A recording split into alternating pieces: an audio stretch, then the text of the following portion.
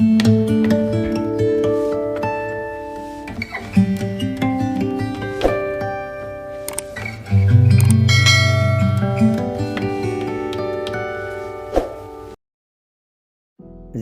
واحد پودا ہے جس کا بیج زمین کے اوپر اور پھل زمین کے نیچے ملتا ہے۔ محبت اور دوستی، یہ دونوں چیزیں ہر طوفان کا مقابلہ کر سکتی ہیں، مگر ایک چیز ان دونوں کے ٹکڑے ٹکڑے کر سکتی ہے اور وہ ہے غلط فہمی۔ خوشیوں کا تعلق آپ کے حالات سے نہیں، آپ کے فیصلوں سے ہے۔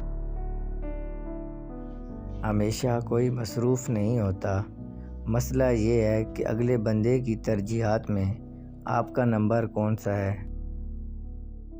عقل مند اور بے وقوفوں میں کوئی نہ کوئی عیب ضرور ہوتا ہے۔ عقل مند اپنے عیب خود دیکھ لیتا ہے اور بے وقوفوں کا عیب دنیا دیکھتی ہے۔ تنقید کے لیے علم کا ہونا ضروری ہے، جبکہ نکتہ چینی کے لیے جہالت ہی کافی ہے۔ دوست وہ ہے جو دوست کا ہاتھ اس کی پریشانی اور تنگی میں پکڑتا ہے۔ بدبختی کی 4 علامتیں ہیں: آنکھوں سے آنسوؤں کا نہ آنا، دل کی سختی، طول عمل یعنی لمبی امیدیں باندھنا، اور آخر میں دنیا کی لالچ۔ جب تعلق ضرورت کے ہوں تو پھر ان کی یاد بھی ضرورت کے وقت آتی ہے۔ اگر ہر جاہل سے بحث کرتے رہو گے اور ہر کسی کی غلطی پر غصہ کرتے رہو گے تو تمہیں ہی منزل پر پہنچنے میں دیر لگے گی۔ اچھے انسان کی نشانی یہ بھی ہے کہ وہ ان لوگوں کی بھی عزت کرتا ہے جن سے اسے کسی قسم کے فائدے یا مفاد کی توقع نہیں ہوتی۔ تم جس مقام پر اللہ کی مرضی سے ہو، تمہیں کوئی بھی ہٹا نہیں سکتا، اس لیے دل سے دنیا کا خوف نکال دو اور اللہ پر بھروسہ رکھو۔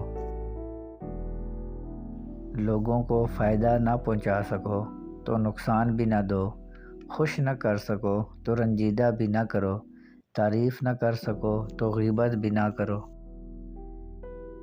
اے عزت دینے والے رب، ہمیں ان لوگوں کے شر سے بچا جو ہماری اچھائیاں تو چھپا لیں لیکن ہماری برائیاں پھیلا دیں۔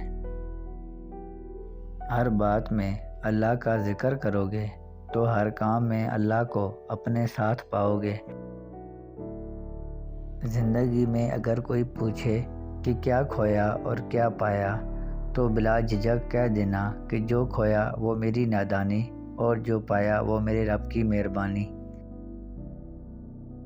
ہر کسی کے لیے دعا کیا کرو، کیا پتہ کسی کی قسمت تمہاری دعا کا انتظار کر رہی ہو۔